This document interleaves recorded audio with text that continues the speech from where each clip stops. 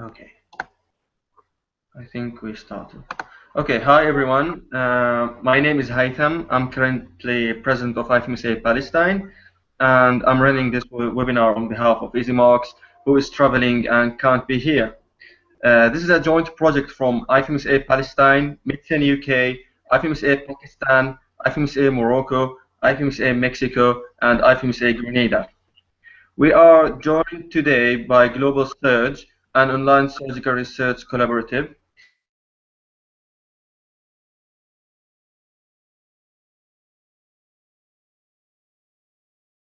Hello? Hello? Oh dear, I think he's lost it again. Oh God. Can someone else host the webinar or something? I think he's set up as the original host, so I can't. Ah, Let's move on to control your audio message only. we have to find a solution because we cannot like stop every 5 minutes. Yeah. Okay.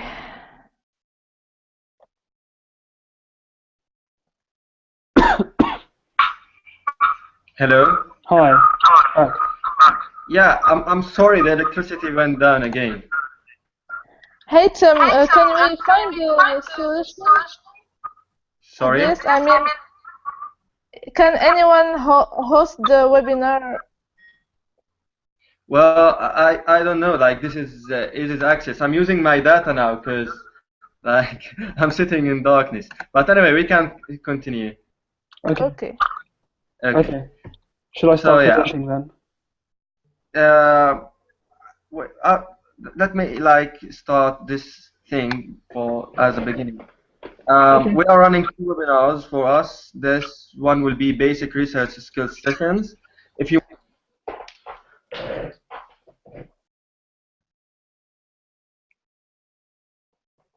Hello? here, we will Zainab, who is a member of the group, will say something about it. So yeah, Zainab, you can say about global surgery. Oh, so just global surgery in general? Yeah, about the students working group. Okay. So it all started with IFMSA working on global surgery, and then every animal could have started a working group, which and this is what IFMSA Morocco just did. So basically, it's some students gathering together to tackle this access to surgery issue and improving medical students' focus on surgery and studying the barrier that can hold students for becoming surgeons, etc. There are lots of topics to be tackled. Students are very excited to work in this area, and this is a very new area. Everything has to be done, and this global surgery area is needs research skills because we need more data and we need more publications, and this is why this webinar is very important for us. Okay, thank you, Zainab. Now we can start with Titan's presentation. Okay. Hi everybody. So could you put me to share? Yes, Brilliant. of course. Okay. So I presume everyone can see my screen. Is that right? No, I can't. I put you presenting for everyone, so like maybe it needs like a little bit time.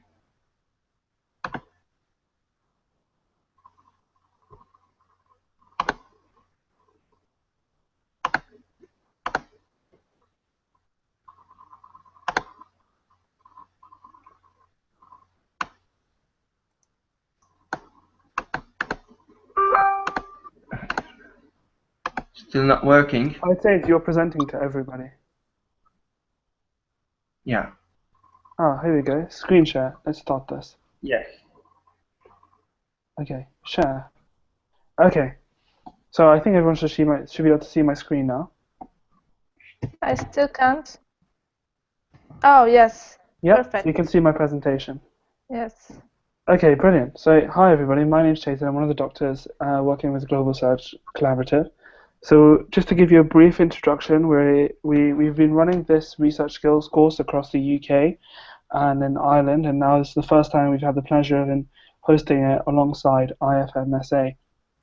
And it's a great pleasure that we bring you this today with all these organizations who have joined in to make this happen. I'm very thankful for them.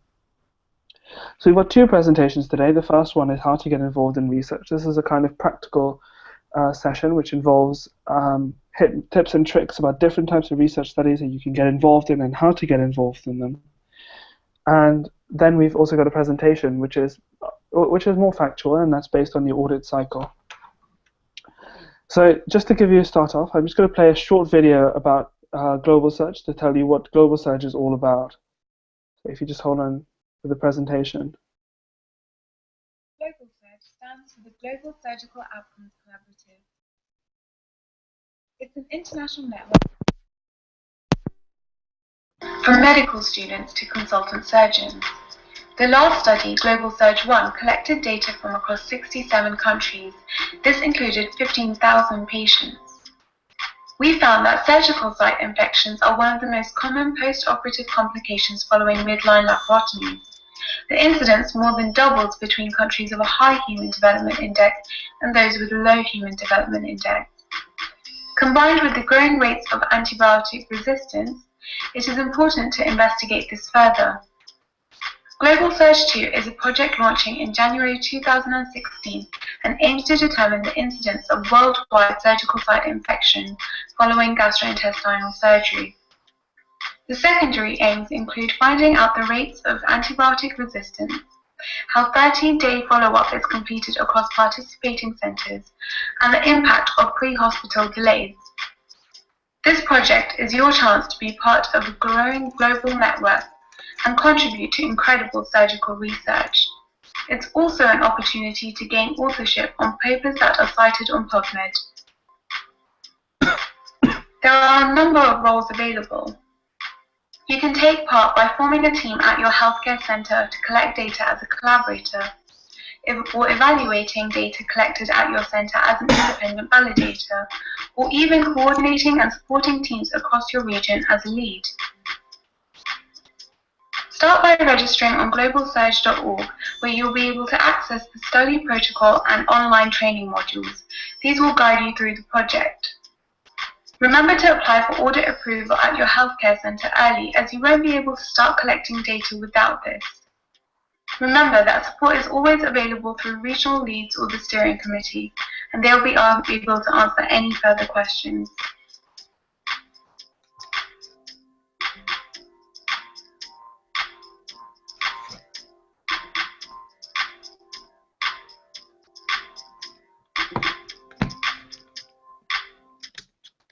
Okay, so that was just a quick presentation about and what we've managed to achieve, and that's just basically, and it's just a way to show you of a very real research opportunity that is happening right now that everyone can get involved with. So I'm going to start off by presenting about how to get involved with research and audit, and just practical tips as a medical student that you can do. So the first question is, why bother to do research and audit at all? And a lot of these questions lie from within different countries. So the General Medical Council in the UK wants doctors to go not only as clinicians but also as scientists. And in doing so, they expect that we are able to carry out research, interpret new research, and therefore apply that to our clinical practice. So in tomorrow's doctors, this is the GMC guidelines across in the UK and are largely applicable across the world. They will ask us to critically appraise the results of relevant treatment trials and other qualitative and quantitative studies, and to formulate simple, relevant research questions in science. Then finally, to apply these findings from the literature to answer questions in our clinical practice.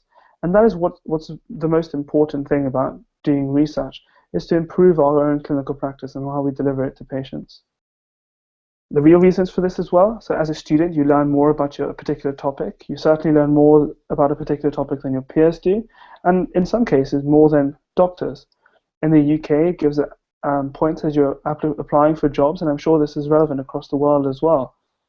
In addition, it gives you a better overall CV when you're applying for future jobs and applying for the next step.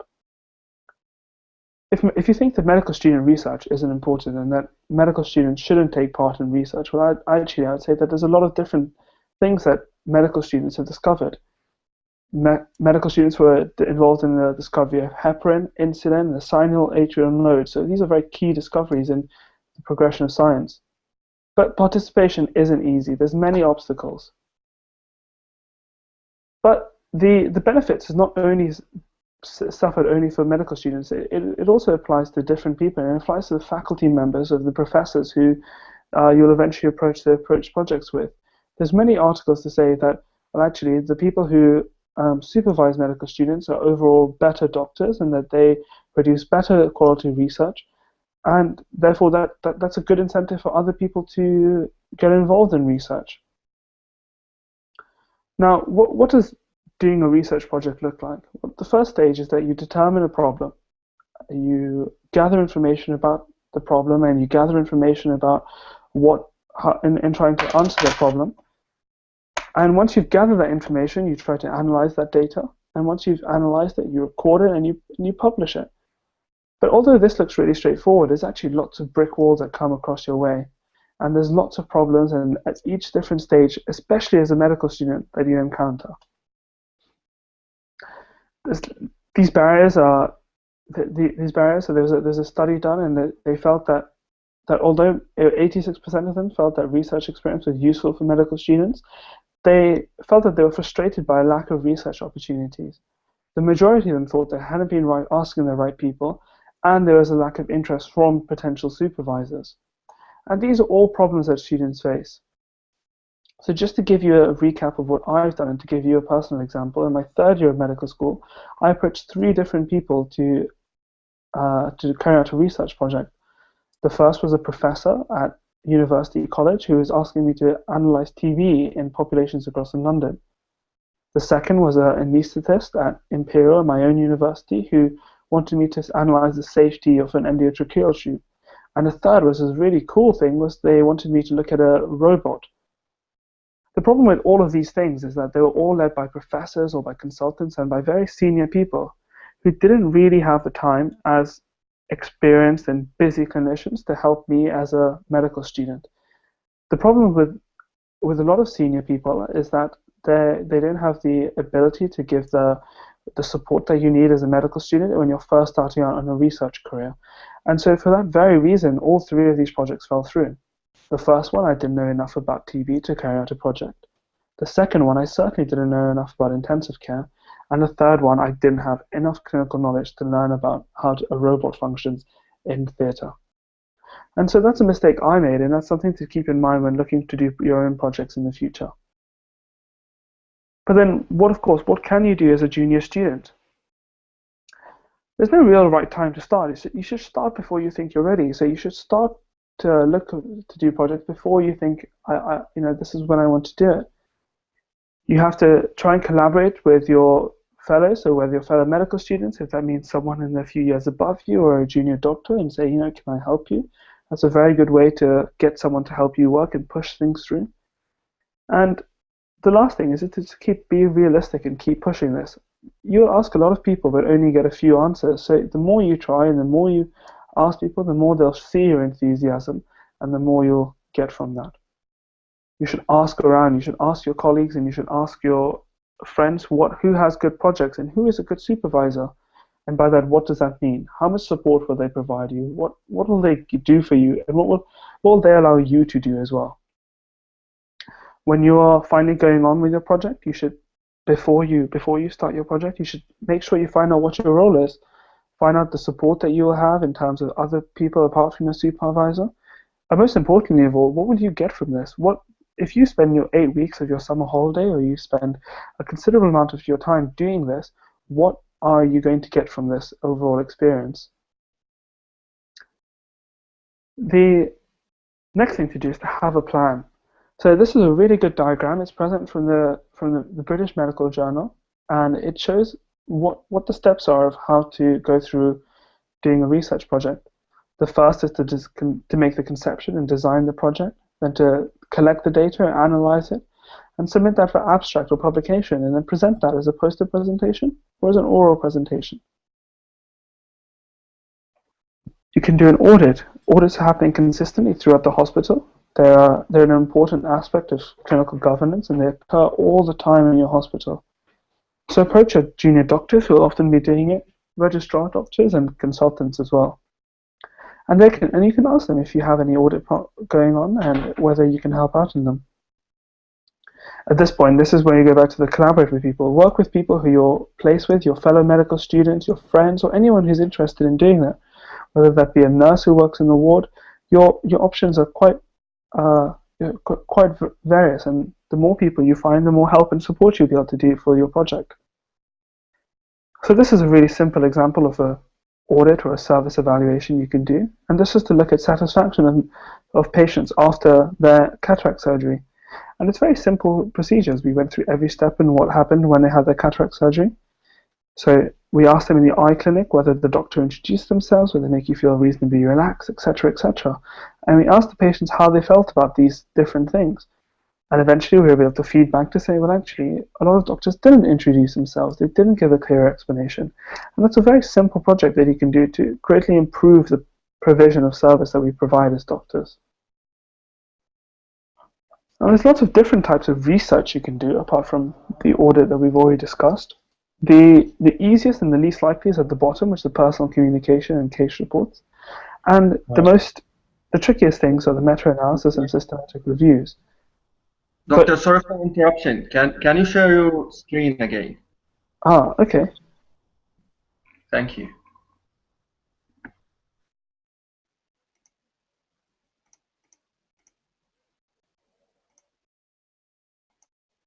Is that okay? Can you hear that? Yeah, that's great. Thank you. Sorry, I didn't realize that it happened. Thank you. Okay, shall I continue? Yeah, of course. Okay, great. So like I was saying, the systematic reviews and meta-analysis are the most difficult, but they're very easy to publish, but they're very tricky to do. And then the trickiest out of all of them is the randomized control trial, which is probably the most difficult to conduct, and especially difficult as a medical student. If you're just starting off, you should start off at the bottom with case series and case reports, and that's what I'm going to go through now. So case reports are very easy to pick up. There are lots of interesting patients that doctors will go by, and a lot of consultants will have interesting case reports that you may be able to ask them about. So the good way to go through this is when your departmental has a teaching session. At that point, they might present a patient, and they say, well, this is an interesting case. At the end of that, you should ask them, well, is this something that I can write up as a case report? In addition, you can ask consultants who usually have one or two patients that they've treated and they think are interesting, and they may be suitable for a case report. Again, work with your firm partners, your fellow medical students, your friends, and anyone who's interested. And in case reports, it's often best to have multiple people who are interested in doing the case report, who can then help you and prepare the manuscript with you. How do you write them? Well, there's articles available purely on guidance on how to do this. The student BMJ has published an article on how to write a case report, and if you search on how to write a case report, and the reference is there on my slides, you'll be able to find a really great article on how to go around doing these things. There are templates available online from how to structure your report, and there's an entire journal devoted to it, the BMJ case reports, in which you can publish your case reports. The end result will look something like this. So this is one of the first publications I did. It's a very simple case report, and it's a very quick thing to do, a very easy thing to do, and it also gives you very good understanding about that patient's care. Now, you may get rejected. I don't say give up. It's not personal. There's probably a good reason behind why it's been happening, and if you get those reviews, then from the journal, they may actually help you improve your manuscript. If you haven't already, get someone more knowledgeable, someone senior, perhaps a senior person in the specialty, to review the case report and say what can you improve on it. And just like a sport, the more you practice, you get better at it. So say to continue on with it. So I think that's the end for my presentation. And I'm not sure whether Midden has managed to join in the meantime. Has he? I didn't think so. Thank you so much, Dr. Chetan. Well, no, he didn't join any till now. Like, I don't know if he can join us. Oh dear, I think he's having difficulty in connecting to it, which is a slightly bit of a shame. Yeah, it's fine. It's fine. I don't know. Does Zainab have anything to say? Do you have anything to say about global surgery medical students working groups?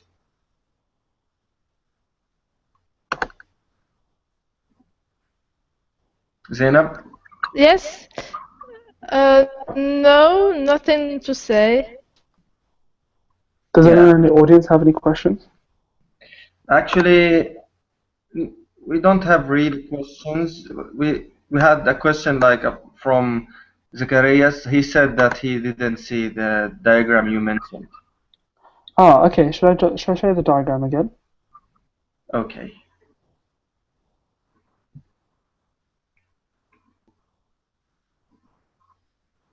So is this the diagram? Yeah. So this is yeah. what I was talking about, and there's different styles of studies that you can do.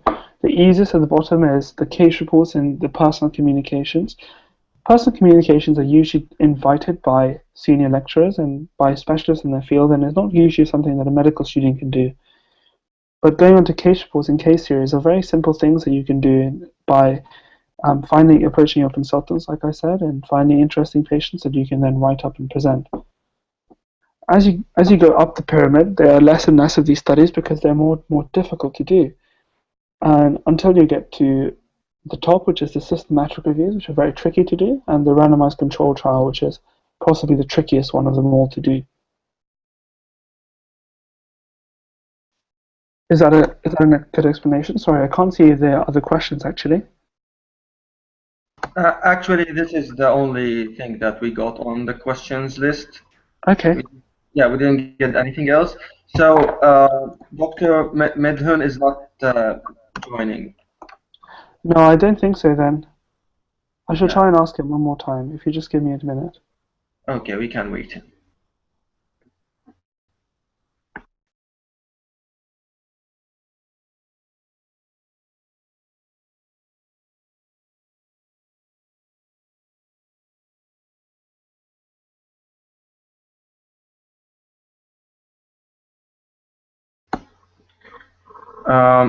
Zacharias will Mariam says thank you for going over it again about the diagram.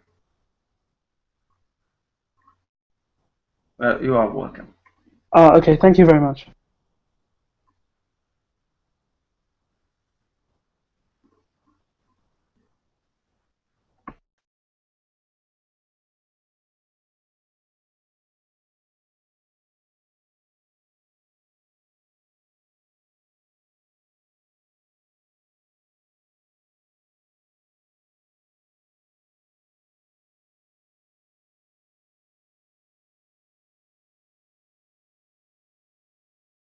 Okay, so I don't think he's managing to connect. So I think we should probably leave that talk until the next session, and we could probably extend that on to the next session. Okay. Does that sound? And then the next one, we can add that how to do an audit talk onto the second session. Yeah. I think Izzy will manage for the next session because he's just landed in Nairobi. So yeah, I think now we have to stop broadcasting for this webinar. Okay.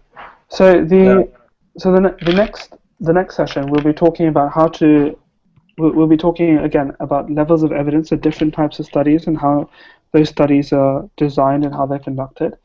The other talk will be this audit one, which has come through.